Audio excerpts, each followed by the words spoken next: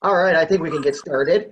Good morning, everyone. Hope you all had a great weekend. Thank you for taking the time today to participate in this webinar. We will be muting everyone's microphone during this presentation, but we encourage you to ask questions through the chat feature.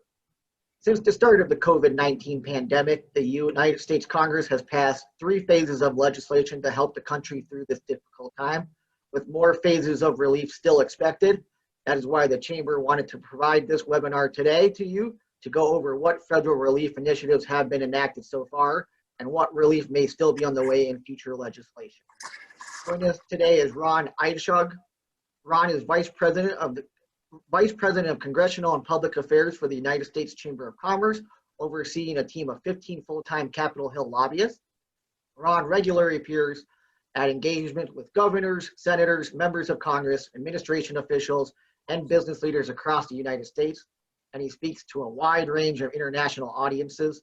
He also has the unique ability to translate Washington speak into languages that business leaders can understand, which we all need and can benefit from during this time with all these phases of legislation coming out over the last month. Ron is also the Chamber's chief lobbyist on environmental, energy, and regulatory reform issues. He joined the U.S. Chamber team in 1999 and has served in a variety of roles.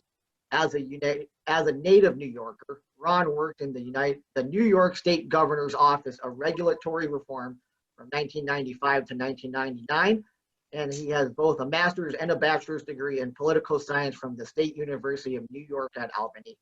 As you can tell, Ron is well-versed in what has been going on in D.C. That's why we're happy he will be providing valuable information to us on the first 3 phases of legislation, including the most recent $2 trillion stimulus package known as the CARES Act. And he will also be sharing his thoughts on what future legislation and phases of relief may hold. I'll turn over to Ron now to start. And as I said at the beginning, if you have any questions, please utilize the chat feature and we will ask them during Q&A at the end. Ron, I turn it to you. Thanks very much. And I like how you described what we're going to talk about as information rather than answers, because at this point, we don't have all the answers. And we're actually dealing with a lot of uncertainty right now and this week. You know, I was just checking my watch. Today is Monday, April 13th, and it's only been a little bit more than 2 weeks since Congress passed the third phase of this legislation, the CARES Act. You know, the CARES Act put a big focus on the business community, a big focus on the small business community in particular. I know that you've heard a lot about the PPP and the EIDL, the 2 really important small business programs that are out there. We can get into that in the question and answer session if you've got any questions about how to deal with any of that kind of stuff. Last week, the Treasury, for the first time, came out with some information for businesses that are bigger than small businesses. There's a Main Street lending program for firms with more than 10,000 employees or more than $25 billion in revenue. So Treasury had been focusing primarily on the small business sector. Last week, they started to expand that a little bit. I think one of the really good things over the last couple of weeks has been how Congress has done a really, really good job at trying to just flood the zone and get as much money out there in the small business into the small business community. You know, $349 billion on the PPP side, $10 billion on the EIDL side. When I was talking about this 2 weeks ago, I would have said Congress did their job. Now it's up to us as the small business community to make sure that we get that money so that we can continue to pay our employees and continue to be ready to recover so that after this crisis is in the rearview mirror, we can get back to work, provide economic growth, and all of those kinds of things. You know, unfortunately, everybody has heard that message. As of this point, it looks like the EIDL program is essentially broke.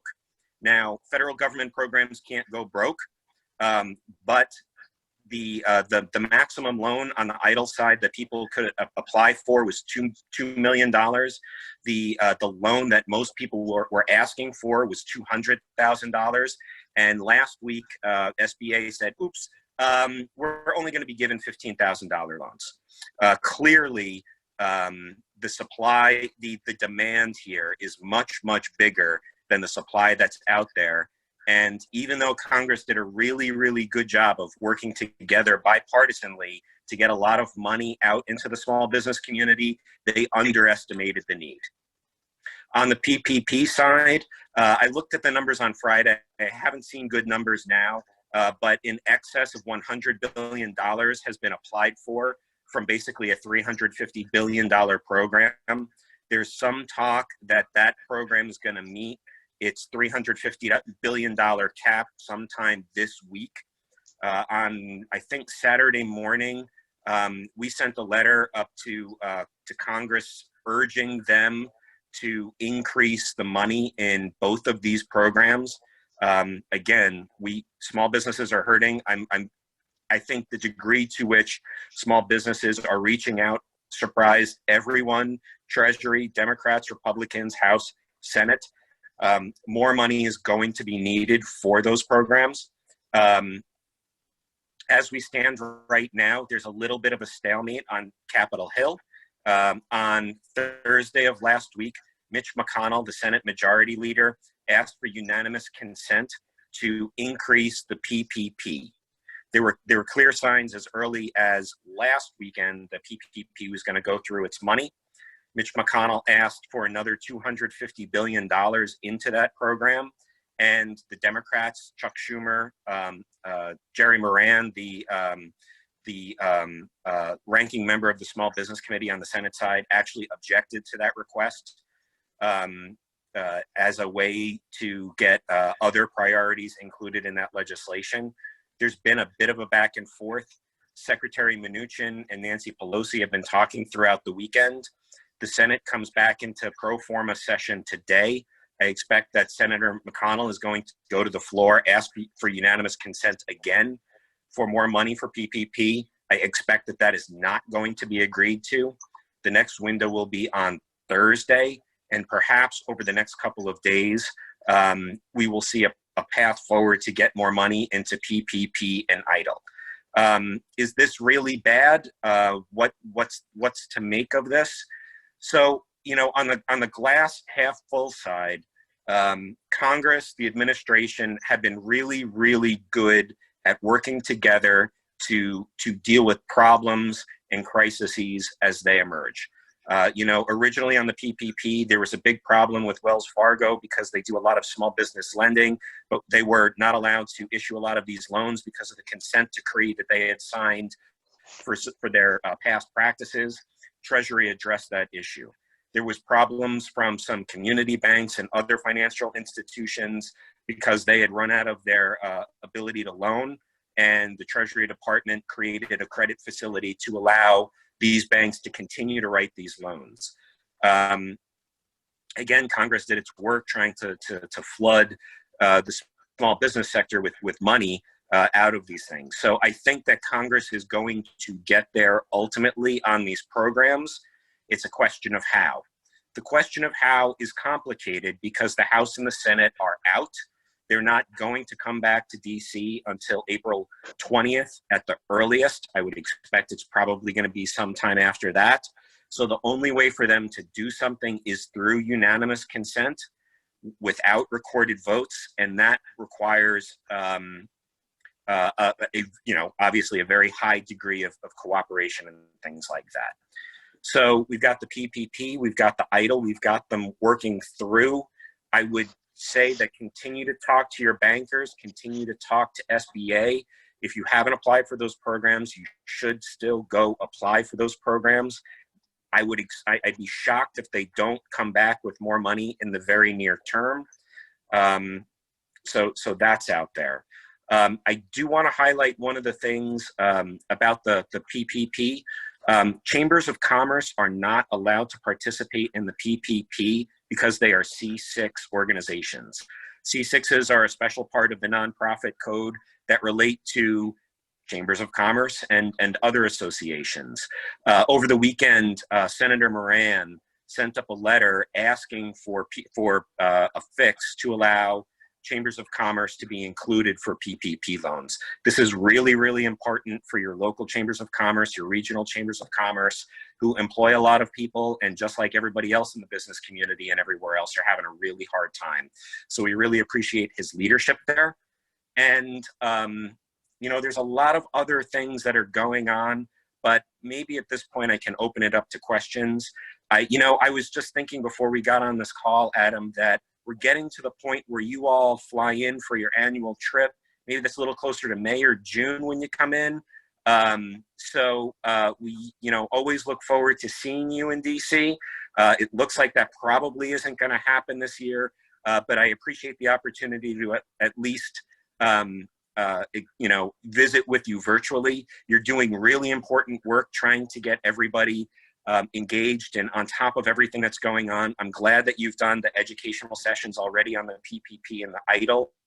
So anything that we can do at the U.S. Chamber to support the good work that you're all doing out there is what we want to continue to do. We're all in this together. So any questions that I can have to maybe not have answers, but at least share some more information, let's get to it. Thanks for that, Ron. And yeah, we had to unfortunately postpone our DC fly out. It was going to be next week, actually. Oh man, okay. Yeah. For first question, are you thinking about there being potentially a 3.5 fix and then a larger phase 4 fix going forward, or will phase 3.5 be rolled into a phase 4 if something doesn't get worked out within the next 2 weeks? What are your just kind of first thoughts on that? Yeah, I think we're going to be phase 3.01, 3.02. I think we're probably going to have to be a little bit bigger than just a straight PPP EIDL fix. But in the context of trying to do complete UC kinds of deals, I would expect that for the next couple of weeks, there's going to be tweaks along the way. When do we go to a phase 4? I'm not entirely sure. We do have some history to look at. After 2001 and after 2008, the financial crisis, there was crisis-related legislation. And then after the immediacy of the crisis passed, we moved on to recovery legislation. I don't know when we're going to flip that switch from one to the other. I think we're going to be a couple of weeks out at the very least. There's been a lot of talk about what we're going to need down the road in terms of opening the government, other kinds of rebuilding legislation that's going to help and expedite and things like that. But I don't know. Issues like infrastructure are out there. Is that going to ultimately be part of a shorter term stimulus kind of crisis-related legislation or more recovery legislation? I'm not sure. But I don't think we have a real clear sense yet. One other thing on that point, I just got it this morning, and if you saw me step away just before we got onto the call, I was printing out on my printer. We just did a 12-page document that we're sending to the Hill that has some of the things that we're thinking about in terms of reopening the government and things that Congress and businesses are going to need to look at. I would expect that we're going to send that over to you, and that will be a subject of some of the calls that we're doing on chamber-wide, so that you can engage your members on all of this kind of stuff. But that's going to also have to be part of what we're going into. So I don't know if it's 3.5, 4, next, whatever, but we'll be working on it. Thanks for that, Ron. Kind of sticking on PPP at this point for this question. How does PPP help self-employed owners at this point? There's been a lot of different language out there, information being provided about PPP and self-employed owners. What are your thoughts? And are there going to be some corrections for that in these future fixes? So, PPP, that's sort of one of the issues now because, the PPP got opened up to self-employed individuals and contractors on Friday. That's 80% of the small business community. So 100 billion of PPP was already spoken for before 80% of the small business community came into PPP. So if you look at what Congress tried to do with PPP and EIDL, was they were trying to come up with different ways to skin the cat for small businesses.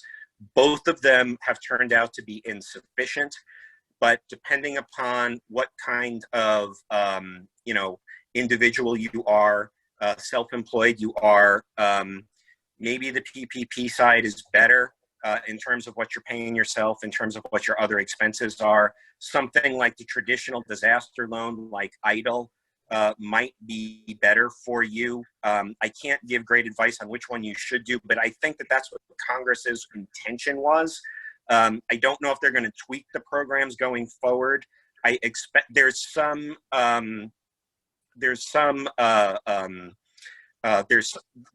thought to doing that. I think fixing the programs, making changes to the programs is a lot tougher than just throwing more money at them. So I don't know, but there's some talk about that. That's a little bit of a rambling answer, but that's sort of out there. Did I kind of get at it? Yeah, I think you did well there. Thank you for that. Here's another one. So one thing that we're really interested in at the KC Chamber is the concept of shared prosperity and inclusive development. What are some of the chances of getting some targeted relief for minority-owned businesses or for businesses in distressed communities? Or maybe some measures to incent lending to these businesses? Is there an opportunity for that going forward? So that's a good question, and I don't really know. I think that, I think when Congress was so let's take a step back. What was Congress really trying to do? They were trying to get as much money out there, part number one, and part number two, as quickly as possible. And so we've had some time now in the 2 weeks since these programs have been out there, 2.5 weeks, to try and see what the results are. I think focus of trying to get more money out to underserved communities is really, really important. I don't know if Congress is going to be able to fix that. I know that that's one of the things that Speaker Pelosi and Schumer on the Democratic side have been really keen on doing. But again, I don't know how they're going to do that in legislation. I think that that's also part of our job as the business community, to do what we can to reach out of those communities that are parts of our membership, and try to get new members and expand our outreach in those areas to make sure that we are helping make sure that we can get the money and the resources that we can out there. We know that there's a lot of tools to help out there already too, on SBDCs, and on the other small business groups and organizations out there, whether for ethnic minorities, for racial minorities, on the W side. We know that there's a lot of tools out there. I think we all need to be focusing and helping on that too. I don't know what Congress is going to be able to do in terms of targeting more attention there at this point. Thanks for that. Next question. Currently, PPP loans only provide 8 weeks of payroll coverage that is forgivable. Is Congress considering extending that time frame to get that loans are forgivable? What might this look like? And how will the SBA Congress determine a cutoff date when each governor is in charge of reopening their states? So yes, and I don't know. So yes, I think Congress was thinking originally that this was going to be a relatively short-term duration crisis, and we were going to be able to get back to work within 5 or 6 or 7 weeks. It looks like that's not going to be the case. Is Congress going to have to do something to tweak the dates in there? Yeah, I think so. The first part, PPP is a program that's already set to go through the end of June. Did they just move the dates? Did they move the 8 weeks to a larger time? Did they increase the number, the 2.5 to a 3.5 or a 4.5? Congress is definitely thinking about different things out there. I don't think that they're settled on something, but as the crisis continues, clearly more work is going to be needed in that area. They haven't coalesced around ideas yet. So I think So I don't know what the determination is going to be. I think one of the things that I think is really one of the good takeaways from this crisis has been SBA and Treasury, and they're both a little bit different. We're not getting away from the partisanship in Washington and all of those kinds of things. I think Secretary Mnuchin has been viewed as an honest broker among Democrats in particular, and his willingness to talk with Democrats, work with Democrats on important issues has been very, very important throughout this crisis. And there's a good level of trust there. That's very, very important. The hardworking people at SBA in the trenches, look, there's been problems with IDLE. There's been problems with dealing with the website. I think that those problems are sins of omission rather than sins of commission. We didn't know how difficult it was going to be to move this many applications at this time. SBA does not have enough people to respond to this kind of a crisis. They have done a tremendous amount of work, and when you're talking to the folks at SBA, you see their level of commitment to try to work through these things. So, you know, I think that I think SBA, Treasury, lots of other people in the government deserve a lot of credit for how they're handling this. They're doing a good job working together to highlight these issues and work through them. I just don't know that we know what the ultimate picture of all these things is going to look like at this point, and it's going to take some time to work out. Thank you, Ron. Here's another quick question. In the last CARES Act, we saw communities that were 500,000 or more be eligible for direct assistance from the stimulus package. Do you see that being lowered to communities lower than 500,000 going forward? I know we don't have any cities in our area that meet that. We do have a county that meets that threshold, but no cities. Do you see that adjusting at all for communities less than 500,000? I don't know. And I'm going to punt on that question because we've been so focused on the small business side that we've been less focused on sort of the municipal government side. So I just don't know. I would encourage, you know, your mayors, council, that kind of thing to work with the, you know, the Association of Mayors and Counties and all those. They're going to have better information than I will. And then community-wide testing is going to be critical to determine who has the disease, sorry about that, and who has the antibodies so we can get people back to work and businesses reopen. Is the U.S. Chamber doing anything to advocate for comprehensive community-wide testing, including antibody testing? So I'm going to scroll through this. I'm going to try to vamp as I answer that question. And it's kind of interesting because we actually were talking through this issue at our last full staff meeting. We do full staff meetings once a week, you know, just like this, and have been talking about internally about the antibody issue and testing, and would we be a testing site because we've got a fairly large number of employees. So I don't know. That is one of the things that's in our list of how we're going to deal with that. But let's play out a couple of these issues here. You're given an order to go back to work and everything's great. What kind of liability is your business going to have at that point for dealing with workers who may have been exposed, not exposed, secondary exposure, all of those kinds of things? So yeah, absolutely. Testing is going to be one of those issues that Congress is going to have to deal with. The liability framework, we're also going to have to deal with potentially privacy issues and HIPAA kinds of issues. How do you talk with your employees when you're not allowed to talk with your employees about some of these issues? So there's a whole host of issues related to testing, discussions with your employees, liability, because we don't want businesses put out of business because their governor says we can now all go back to work.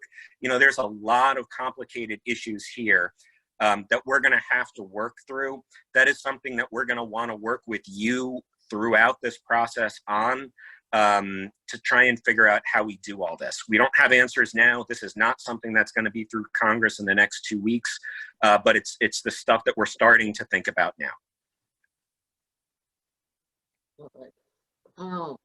You briefly mentioned infrastructure earlier. Do you mind going more into that if that's something that it's feasible that we could possibly see in phases 4, 5, 6, whatever?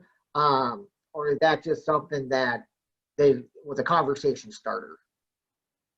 So I don't know. So look, the thing that's held up infrastructure for a long time has been the ability to pay for it.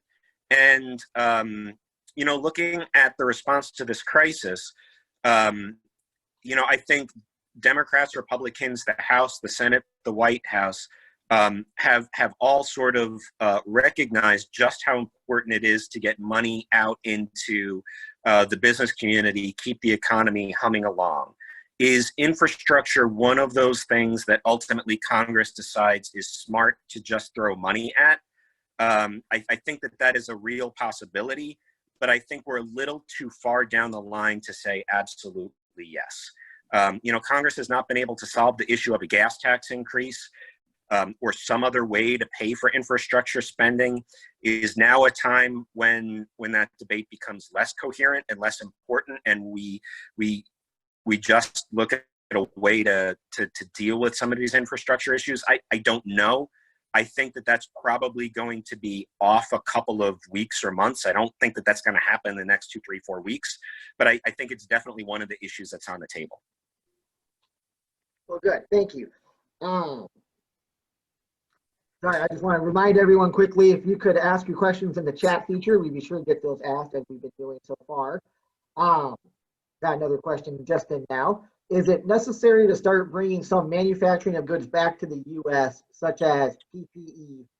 And how would the U.S. Chamber engage in this concept? What do you foresee on this issue? So the notion of integrated supply chains is probably something that's here to stay.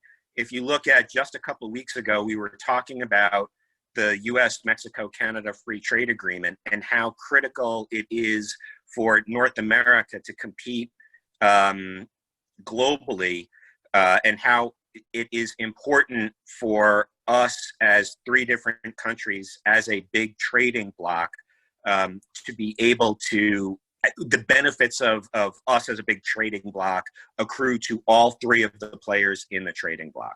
That's really, really important. So there's been a lot of talk about Buy American and other protectionist kinds of things, and you sort of understand some of the gut level argument there. But we have a global supply chain. We're not likely to go away from a global supply chain. What we need to be focused on is making sure that global supply chain is going to work across industries and across sectors. So that's where we're focusing our attention. And that's I think, probably the most important thing. All right, next one that we had come in. Airlines have really struggled during this time. What type of relief have we seen for them? And then what are we going to see going forward with them? Will there be a short-term temporary government takeover of the airline industry to keep them afloat? Or what do we see with that going forward? So the airlines in the CARES Act already got $46 billion. So that was, so let me take a step back. Congress put out $500 billion to help basically larger and mid to large size businesses. So of that $500 billion package, $46 billion was directly targeted to the airline industry.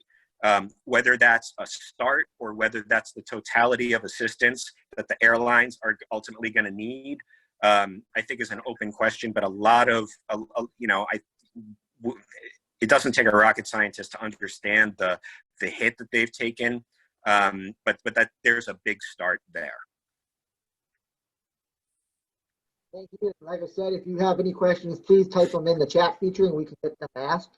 Ron, I don't know if this is something that you know a whole lot about, but what do we see for the ag sector going forward? And and I've been directing folks to the Farm Bureau. We just have not focused so much on the ag side. It's been really kind of interesting how we as the U.S. Chamber are dealing with this kind of stuff. So on March 27th, I think that was either a Thursday or a Friday. That's the day that the CARES Act passed. The next day, I'm pretty sure that that was a Saturday, we decided that we needed to get everybody together to understand what was in the bill and then figure it out. So we got a working summary of what that legislation looked like, and we probably got it out to you, Adam, you know, the 28th or the 29th.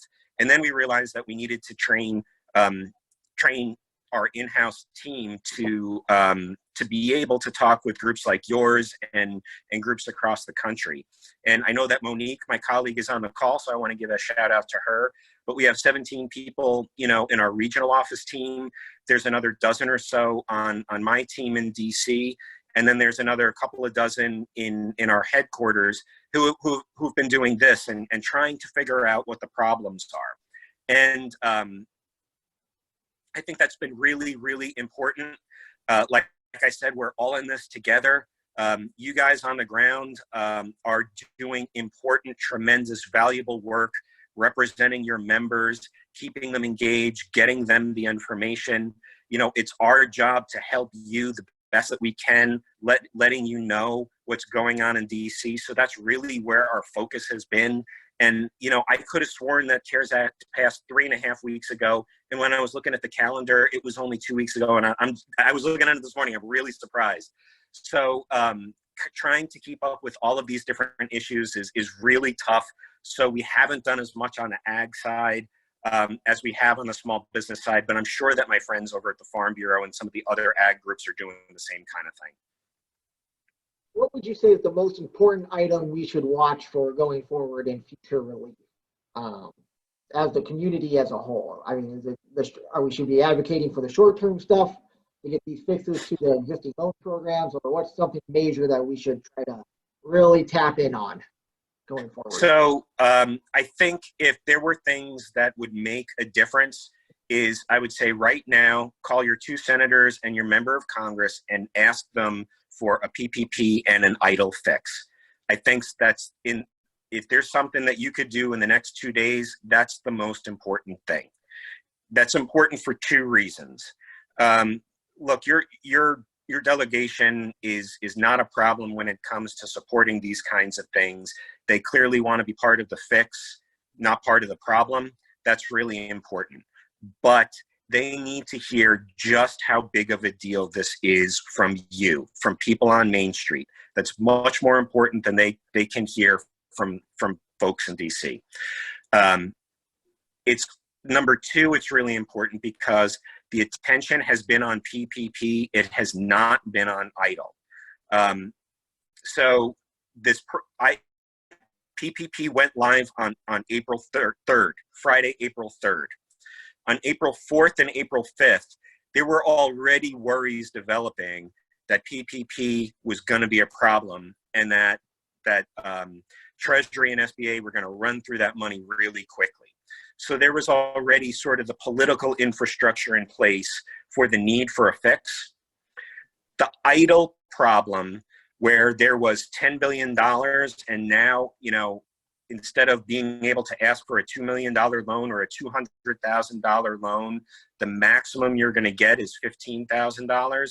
That program really snuck up to a greater degree on, I think, congressional leaders. So McConnell went to the floor last Thursday and asked for a PPP fix. He didn't ask for an EIDL fix. It would have been a very easy thing for him to ask for in that same context for the same reason.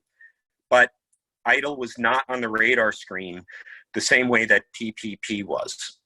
PPP is great. PPP is much bigger. PPP perhaps on its face serves a much bigger spectrum of the small business community, but there's a lot of pieces of the small business community that PPP doesn't address that EIDL does, and it's crucial that we get stuff there. If you look at some of the stuff coming out of McConnell's office, even over the weekend, the focus has been on PPP as sort of the wedge issue to get in there. So talking about PPP and EIDL is really, really important.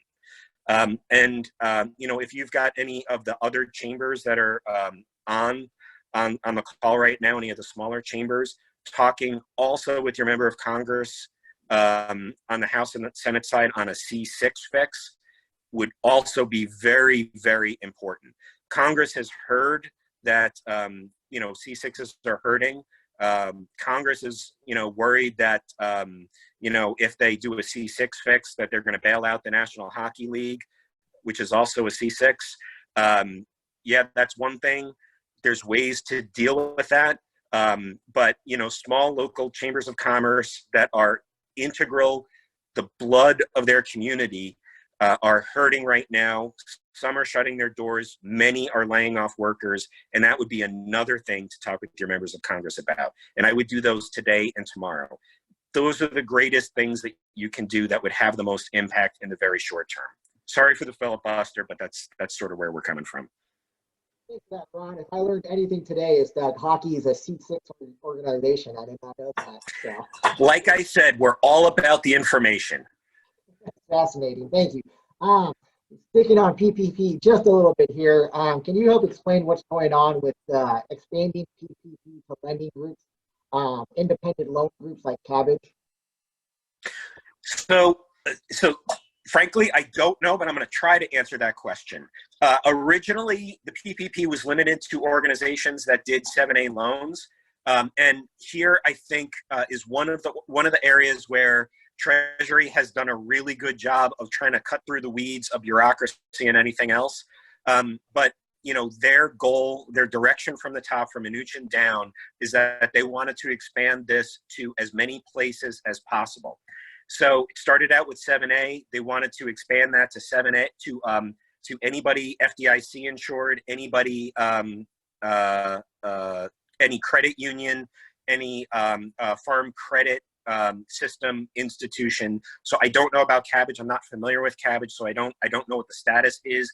But Treasury wanted to work as hard as possible to be able to open as many doors and thresholds for businesses, so they could go. Many hands make light work here. They wanted to make it expanded as quickly as possible to as many institutions as possible. So I don't know more than that, but that's the thinking. Okay. And I'm going to change gears here quickly on you. Do you have any comments or thoughts about the oil deal that we just reached with Mexico, Saudi Arabia, and Russia, and that's impact on the oil industry?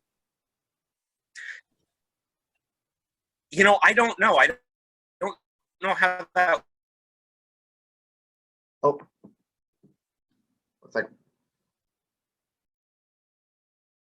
Ron, are you there? Watching. Really. Okay, so one second, Ron.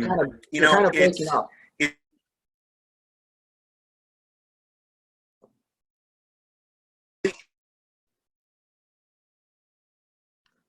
Apologies, everyone. Am I coming back?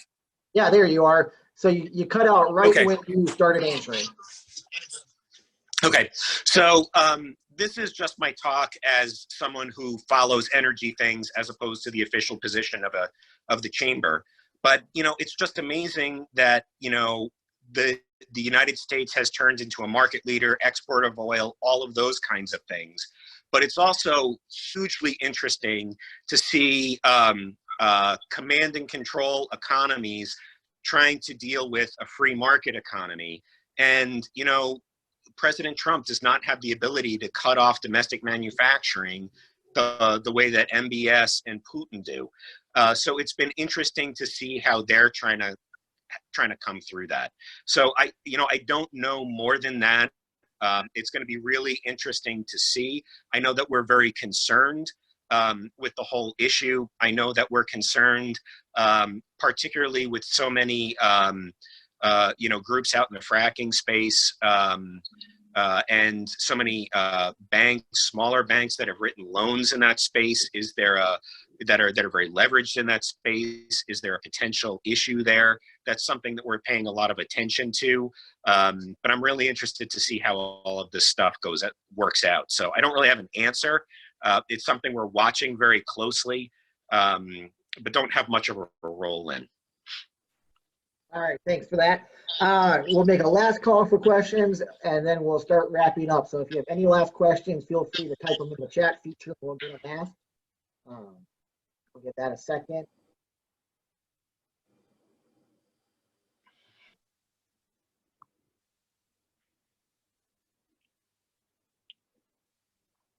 Look at that, Ron. I think you answered everyone's questions. Either that or they just got tired of me saying I don't know. I think you just did that great of a job. So appreciate that. So I think we'll start wrapping up then if we don't have any more questions. I want to thank Ron and thank everyone for participating today. I encourage you to check the Chamber's calendar for upcoming webinars. We actually have one tomorrow afternoon with Missouri Representative Sam Graves at 1 p.m. If you'd like to participate in that, you can reach me at my email. That is atimmerman@kcchamber.com.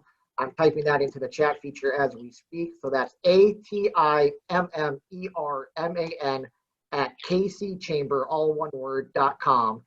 If you can reach out to me if you have that or any other questions. And we're also always looking out for helpful content that we can share with our members and the community. So if you think you have something that the community or we should learn about, please reach out as well. You can reach out to our Director of Content, Courtney Lewis. Her email is clewis@kcchamber.com, or you can reach out to me as well if you have something to share. Again, thank you for your time, everyone. We really appreciate you joining us, and we thank Ron for providing us with such great information, such timely and useful stuff, and call to action going forward with future legislation coming down the pipe. So again, thank you, and that will. And Adam, if I can just say. Yep. If I can just say thank you. You know, it's unfortunate that you're not going to be in town next week. It's always a highlight when you come into town, and it's always great to see you all with the strong fly-in that you have. You're doing tremendous work out there. We're here to help. Anything that we can do to help you all, help your members, make sure that we all get through this together. Any information or stories or anecdotes that we can help share in DC, any other questions that we can help answer. We're all in this together.